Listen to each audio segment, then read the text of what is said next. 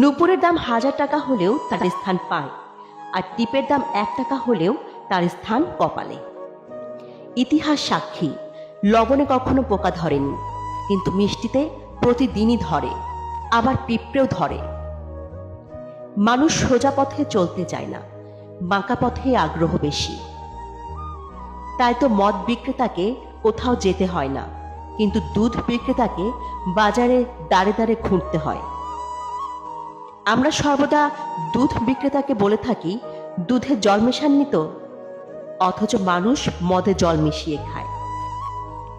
আজ অবধি মানুষকে এতটুকুই চিনলাম, জানোয়ার বললে খেপে যায়, অথচ বাঘের বাচ্চা বললে খুশি হয়।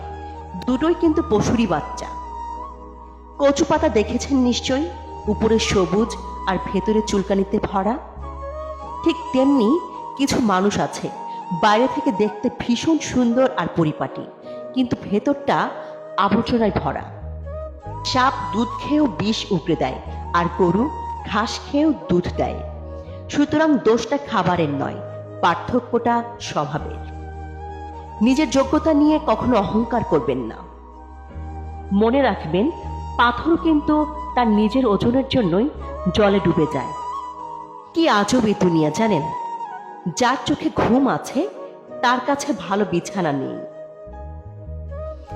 যার কাছে ভালো বিছানা আছে তার চোখে ঘুম নেই, যার মনে দয়া আছে তার কাছে দেওয়ার মতো কিচ্ছু নেই, আর যার কাছে দেওয়ার অনেক কিছু আছে তার দেওয়ার মনটাই নেই। যে সম্পর্কের কদর করে তার সাথে কেউ সম্পর্ক করতে চায় না, আর যে সম্পর্কের কদর করে না তার সাথে সবাই সম্পর্ক রাখতে চায়। যার পেটে খিদে আছে তার কাছে পর্যাপ্ত খাবার নেই, যার পেটে খিদে নেই তার কাছে খাবার নষ্ট করার মতো প্রাচুর্য আছে। একটা কথা সব সময় মনে রাখবেন, ধনী আপনি চাইলেই হতে পারবেন, কারণ আজকালকার দুনিয়ায় পয়সা কামানো বিশাল কোনো ব্যাপার নয়। কিন্তু চাইলেই ভদ্রলোক হওয়া যায় না, কারণ ভদ্রতা পারিবারিক শিক্ষা থেকে আসে। সেটা সবার নাও থাকতে পারে, তাই পারলে ভদ্রলোক হওয়ার চেষ্টাটা সবার আগে করবেন।